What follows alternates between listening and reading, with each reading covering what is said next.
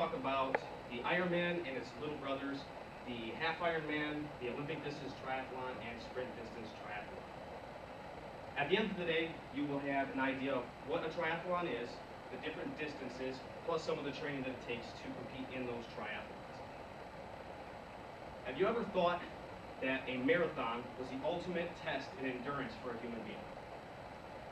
How about completing a marathon after swimming 2.4 miles and riding a bicycle for 112 miles? That is an Ironman triathlon. I am Thomas Folden, and I am a triathlete. I'd like to introduce you to the distances for the triathlon. The Ironman distance triathlon is 2.4 mile swim, 112 mile bike ride, plus a full marathon at the end, 26.2 miles. The half Ironman is just that. You got a 1.2 mile swim, you have a 56 mile bike ride, plus a 13.1 mile half marathon at the end. The Olympic distance is a little shorter. You have a 1 mile swim, followed by a 25 mile bike ride, and a 10K or 6.2 mile run at the end. Then you have sprint distance triathlon. Sprint distance is like a 400 meter or a half mile swim, 15 mile bike ride, followed by a 4 mile run. Distances for the sprint distance triathlon change, varying to location to location, event to event, just depending on where you're at. Sometimes they do the swim in a pool where you actually do laps. Okay. For a triathlon, it starts off in two different waves. You have the elite males plus age groupers. Age groupers are people like myself. I'm not an elite triathlete, but I try to compete in my age category. So I'm 31 years old, and I compete with people that are right around my age category.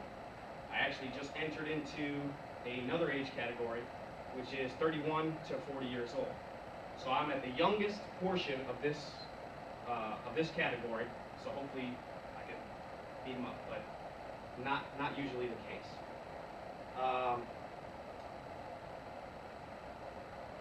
Again, with the second wave, you have the elite females that'll start 5 minutes after the males, plus the older age category age groupers.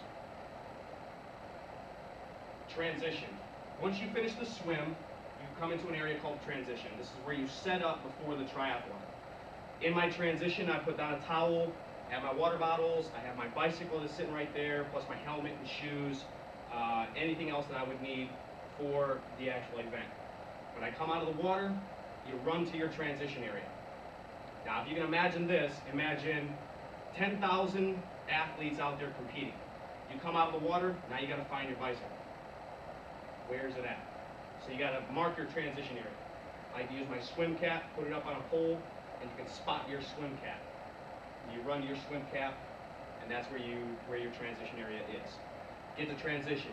Dry off your feet, you throw on your gear, you get ready for the bike ride. You have to run your bicycle over to the start point for the bike ride. Go complete the bike, then you come back to transition.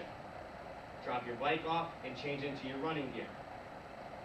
Once you're finished, then you end up in the chute for the finish line celebration. Your times are recorded, and it's all put into the category which you're racing under. Age groupers here and here, and then we begin the finish line celebration. Finish line celebration. Contradiction in terms, in my opinion, but as soon as you finish an endurance event, people like to celebrate with beer and burritos and chips and hot dogs and garbage like that. So you complete an endurance event, and then go fill yourself up with garbage. But then you also have t-shirts that everybody's given on normal occasions. You have medals for the top 3 in each category, or trophies depending on how high profile the event is. Some events actually give you, like for an Ironman triathlon, it's such a hard event that everybody gets a medal, a finisher's medal, okay? And then the actual winners will get trophies. All right, let's talk about training a little bit.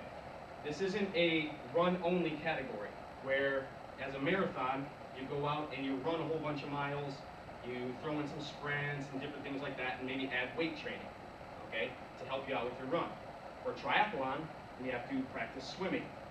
We have to practice getting out of the water. We have to practice our transition, which is getting into our bike real fast, getting into our bike gear, then getting out of our wetsuit or something like that. Then you have cycling.